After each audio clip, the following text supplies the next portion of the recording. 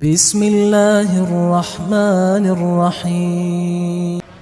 میں نے مجلس کا آغاز ایک بڑا ریکمنڈڈ سورہ، مشہور سورہ، اس کی ایک بہت مختصر سی آیت سے پڑھا۔ سورہ مبارک رحمان کی یہ آیت ہے۔ اتنا ریکمنڈڈ سورہ ہے یہ کہ جس میں اللہ نے اپنے احسانات کا ذکر کیا ہے۔ فَبِأَيِّ آلَاءِ رَبِّكُمَا تُكَذِّبَانِ، کہ کن کن نعمتوں سے تم انکار کرو گے۔ اس کے احسانات اتنے ہیں کہ اگر ہم پوری زندگی اپنی پیشانی کو زمین پہ رکھ کے اس کا شکر ادا کریں تو احسان کم نہ ہو۔ اس نے جو ہمارے اوپر رحم کیا ہے، کرم کیا ہے،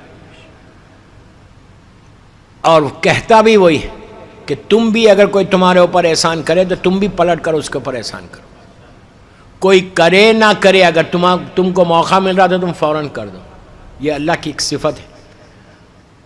اس سورے میں پروردگار احسان کر کے کبھی اللہ نہیں بولتا کہ میں نے احسان کیا ہے، یہ ہم بولتے ہیں۔ ہم جب کسی کی مدد کرتے ہیں فوراً مارکیٹ میں بول دیتے ہیں کہ ہم نے اس کی مدد کی۔ کبھی احسان کر کے کسی کے بارے میں، کسی کے لیے کبھی مارکیٹ میں نہیں بولنا کہ میں نے یہ کیا، یہ کیا، یہ کیا، یہ کیا، اس کو کوئی فائدہ ہی نہیں ہے۔ پھر جتنی نیکی تم نے کی پوری ضائع ہوگی۔ بہتر یہ ہے کہ چھوڑ دو۔ امام علی علیہ السلام سے پوچھا گیا تھا کہ مولا کیا میں کسی کے اوپر احسان کر کے اس کا ذکر کروں؟ علی نے کہا نہیں، تم کو کرنے کی ضرورت نہیں ہے۔ تو راوی نے کہا مولا پھر لوگوں کو معلوم کیسے ہوگا کہ میں نے اس کے ساتھ اتنا ہیلپ کیا، اتنی سپورٹ کی، اتنا احسان کیا؟ امام نے کہا کہ جس کے اوپر تم نے کیا اب اس کا فرض ہے کہ وہ بولے۔ آپ سمجھے بات؟ ہم نہیں بولتے۔ ہم اگر ہمارے اوپر کسی نے احسان کیا تو ہم کبھی نہیں بولیں گے کہ اس نے میری سپورٹ کی ہے۔ بہرحال اس سورے میں، یہ 114 سورے ہیں اللہ کے قرآن میں، اس میں یہ ایک واحد سورہ ایسا ہے کہ جب پڑھو گے، جہاں پڑھو گے، اللہ کی رحمت آ جائے گی۔ بڑا ریکمنڈڈ سورہ، گھر میں لگاؤ، گھر میں پڑھو، اور جب بھی پڑھنا تو زور سے پڑھنا، بآواز بلند۔ جب آواز بلند سورہ رحمان تمہارے گھر میں ہوگا تو اللہ کی رحمتوں کا نزول ہوگا۔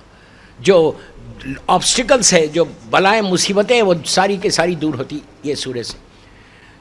اس سورے میں اللہ یہ کہہ رہا کہ حل جزاء الاحسان، پہلا احسان تو اللہ کا ہمارے اوپر ہے، اس کے بعد محمد اور آل محمد کا احسان ہے۔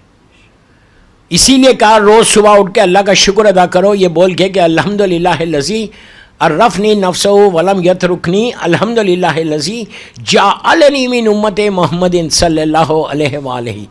کیوں کہ اللہ تیرا شکر ہے کہ صحت کے ساتھ رکھا اور اٹھایا۔ کتنا بڑا احسان ہے۔ نہیں رات میں ہم بڑے ہیلتھی سوئے، پتہ نہیں صبح میں اٹھ سکتے تھے یا نہیں۔ اگر اٹھ گئے تو اپنی اسمارٹنس سے یا طاقت سے نہیں اٹھے، اس کے کرم سے اٹھے۔ اس کے بعد دوسرا شکر ادا کرو کہ اللہ تیرا شکر ہے کہ تو نے امت محمدی میں پیدا کیا۔ دوستو ہم کبھی ریئلائز نہیں کرتے امت محمدی میں پیدا ہوئے۔ سب سے بڑا اللہ چاہتا نا تو ہم کو عیسیٰ نبی کی امت میں بھی پیدا کر سکتا تھا، موسیٰ نبی کی امت میں بھی پیدا کر سکتا، کسی کے کہیں بھی پیدا کر سکتا۔ ارے مور دین 1 بلین مسلمز ہے دنیا میں اس وقت، کسی کے گھر میں بھی پیدا کر سکتا تھا۔ یہ شکر ادا کرو کہ علی والوں کے گھر میں پیدا کیا۔ یہ شکر ادا کرو، شکر ادا کرو، شکر ادا کرو کہ اہل بیت کی محبت تمہارے دلوں میں آئی۔ روز صبح اٹھ کے بولو پروردگار تیرا، ہم کبھی نہیں کرتے، تیرا شکر ہے کہ تو نے امت محمدی میں بھی اور ایسے گھر میں پیدا کیا، ایسی ماں سے دنیا میں لایا جس کی وجہ سے محبت علی تمہارے دلوں میں آئی۔ آپ سمجھ لیں میری بات؟ اللہم صلی علی محمد وعلی محمد وعجل فرجہم سلم۔ یہ بڑا کرم ہے پروردگار کا، شکر ہے اللہ کا کہ اللہ نے ہمارے ماں باپ کو ایسے پاک اور پاکیزہ رکھا جس کی وجہ سے پاک محبت تمہارے دلوں میں آئی، ورنہ کبھی نہیں آتی۔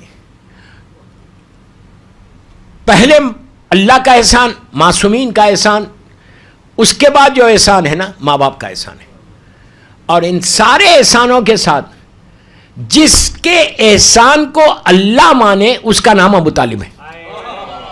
نہیں سمجھے؟ دو ایسی پرسنالٹیز ہیں تاریخ اسلام میں کہ جس کے احسان کو اللہ نے مانا ہے، ایک جناب ابو طالب، ایک ہماری ماں بی بی خدیجہ الکبریٰ۔ یہ عمل کرتے جا رہے، اللہ اپنی طرف نسبت دے رہا۔ کافر کے عمل کو اپنی طرف نسبت نہیں دیتا، سمجھے آپ؟ جناب ابو طالب کا احسان کو ایسا اللہ نے مانا کہ میرے حبیب تم تو یتیم تھے، ہم نے تمہاری پرورش کی، پرورش ابو طالب کر رہا، اللہ اپنی طرف نسبت دے رہا۔ جناب ابو طالب کے بارے میں سنیں، لائف کا سٹائل، لائف کا ایک سکیچ جناب ابو طالب پہ پورا خمسہ چاہیے۔ لوگ کہتے ہیں کہ ایمان ابو طالب پہ بات کرو، آپ سوچو ایمان ابو طالب پہ ہم بات کریں گے؟ جو کل ایمان کا باپ ہو اس کے ایمان پہ کیا بات کریں گے؟